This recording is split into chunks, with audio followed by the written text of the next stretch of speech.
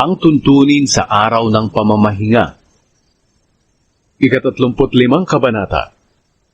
Tinipon ni Moises ang buong mamamayan ng Israel at sinabi sa kanila, "Ito ang iniutos ng Panginoon na gawin ninyo.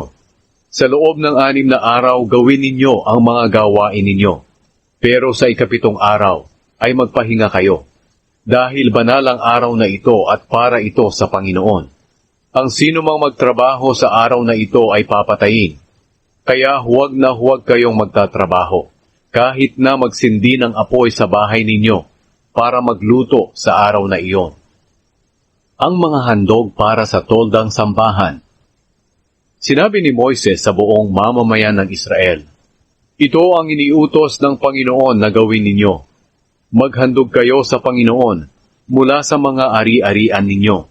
Maghandog ng maluwag sa inyong puso ng mga ginto, pilak, tanso, lanang kulay asul, ube at pula, pinong telang linen, telang gawa sa balahibo ng kambing, balat ng lalaking tupa na kinulayan ng pula, magandang klase ng balat, kahoy na akasya, langis ng olibo para sa ilaw, mga sangkap sa langis na pamahid, at pabango sa insenso, batong onyx at iba pang mamahaling bato na ilalagay sa espesyal na damit ng punong pari at sa bulsa sa dibdib nito. Mga kagamitan para sa toldang sambahan.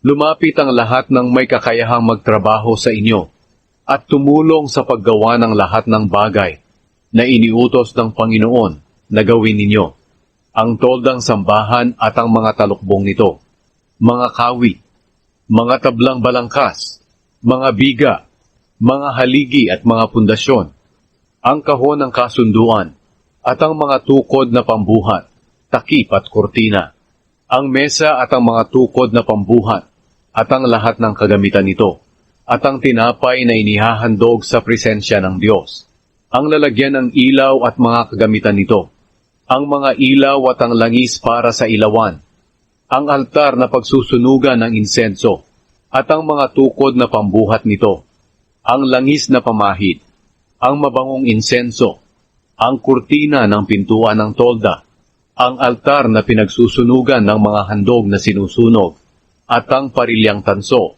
mga tukod na pambuhat, at ang lahat ng kagamitan nito, ang tansong planggana at ang patungan nito, ang mga kurtina sa palibot ng bakuran ng tolda, at ang mga haligi at pundasyon nito, ang kurtina sa pintuan ng bakuran, ang mga tulos at mga lubid ng tolda at ang mga kurtina sa palibot nito, at ang banal na mga damit ni Aaron na pari at mga anak niyang lalaki, na isusuot nila kapag naglilingkod na sila sa banal na lugar.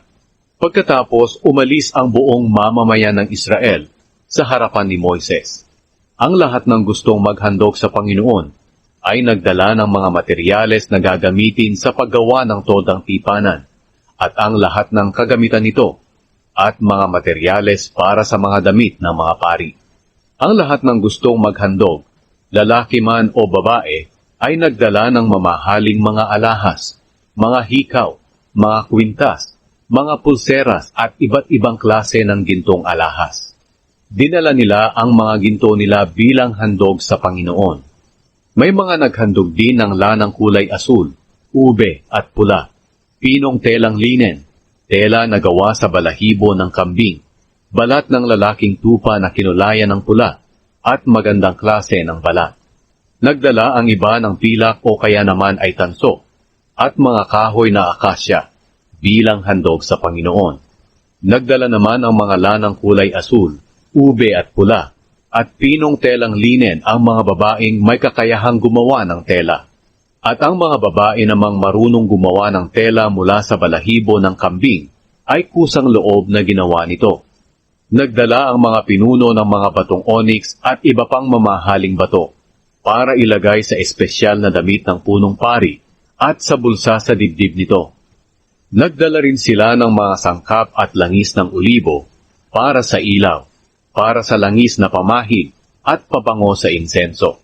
Kaya ang lahat ng mga Israelita, lalaki man o babae na gustong tumulong sa lahat ng gawain na iniutos ng Panginoon sa pamamagitan ni Moises, ay kusang loob na nagdala ng mga handog sa Panginoon. Ang mga manggagawa ng toldang sambahan. Sinabi ni Moises sa mga Israelita, "Pinili ng Panginoon si Bezalel, na anak ni Uri at apo ni Hur, na mula sa lahi ni Huda. Pinuspos siya ng Espiritu ng Diyos at binigyan ng kaalaman at kakayahan sa anumang gawain, sa paggawa ng magagandang bagay na ginto, pilak at tanso, sa paghuhugis ng mamahaling bato, at paglililok ng kahoy, at lahat ng klase na gawang kamay. Binigyan din siya ng Diyos, at si Oholiab, na anak ni Ahisamak na mula sa lahi ni Dan, ng kakayahang magturo sa iba ng mga nalalaman nila.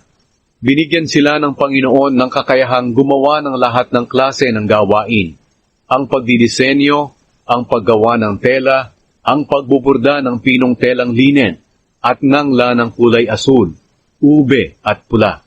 Kaya nilang gawin ang kahit anong klase ng gawain, at napakahusay nilang gumawa.